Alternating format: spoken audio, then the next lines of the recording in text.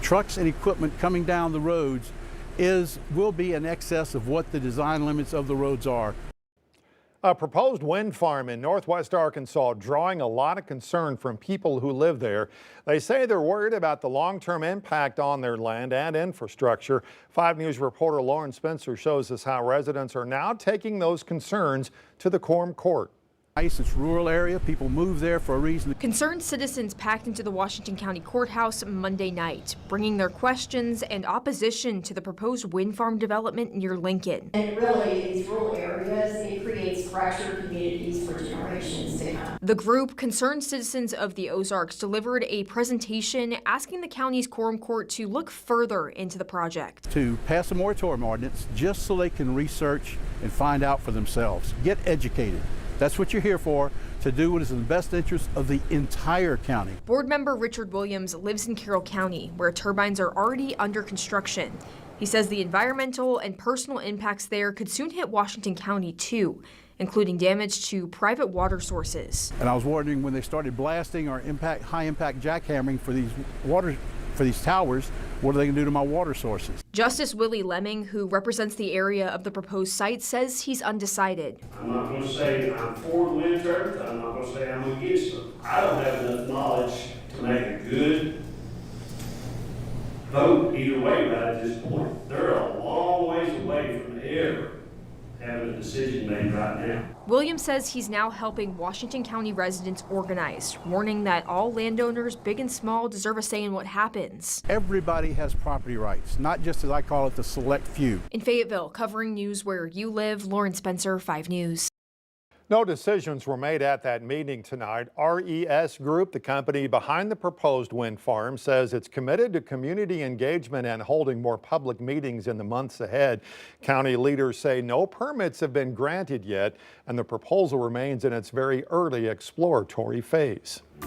New tonight, an investigation underway in Poto after human remains found after a fire broke out at an apartment complex.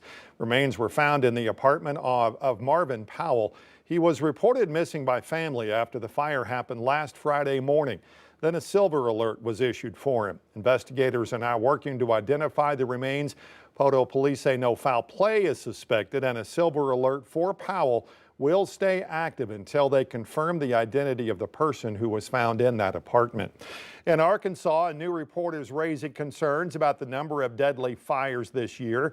Report from the Arkansas Department of Emergency Management shows more fire-related deaths this year than all of last year combined. We spoke with the Rogers Fire Department about that report. They say many deadly house fires are linked to one thing: no working smoke detector.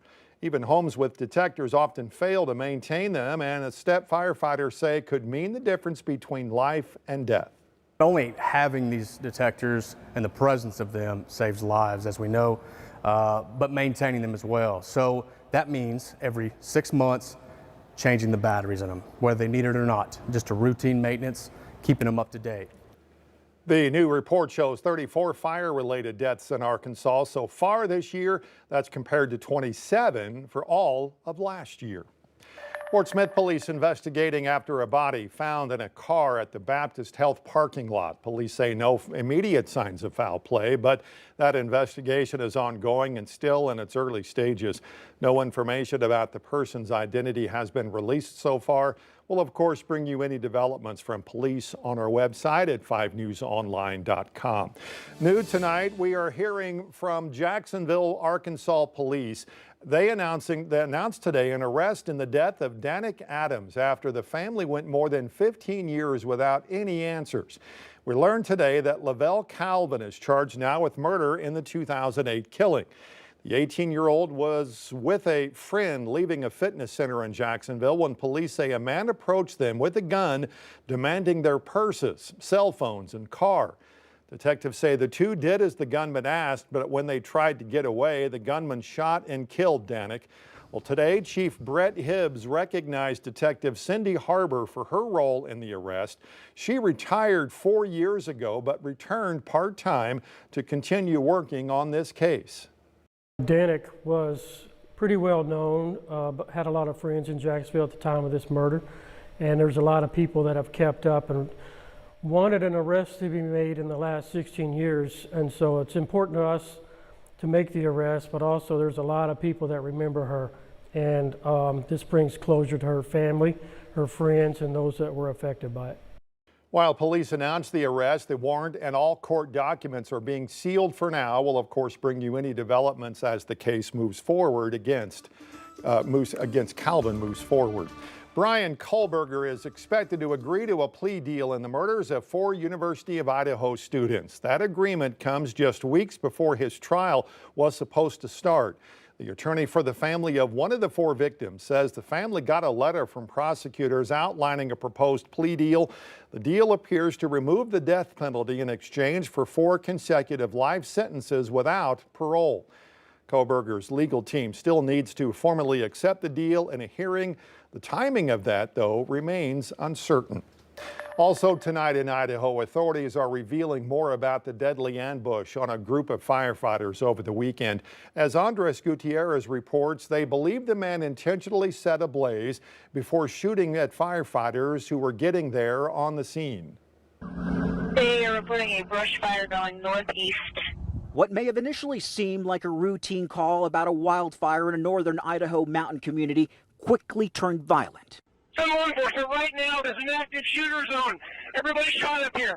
Law enforcement, code 3 now up here. Officials say a gunman began shooting at responding firefighters, killing 2 and seriously wounding another Sunday afternoon just outside of Coeur d'Alene. Another Coeur d'Alene firefighter down. Needs help immediately. We need law enforcement immediately. I'm pinned down behind Battalion 1's rig.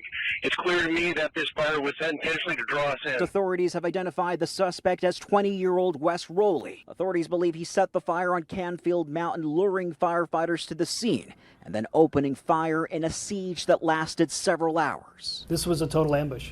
These firefighters did not have a chance. The sheriff says the suspect spoke with the fire crew before the shooting started. The Kootenai County Sheriff said a shelter-in-place order was lifted after a tactical response team found the suspect's body in the area.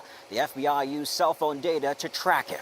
Investigators found a shotgun at the scene. They say it appears the suspect was living in his car. We have not been able to find any manifesto. We don't have any indication of any motive at this time. The sheriff says the suspect had no criminal history and had aspirations of becoming a firefighter. Andres Gutierrez, CBS News, Coeur d'Alene, Idaho.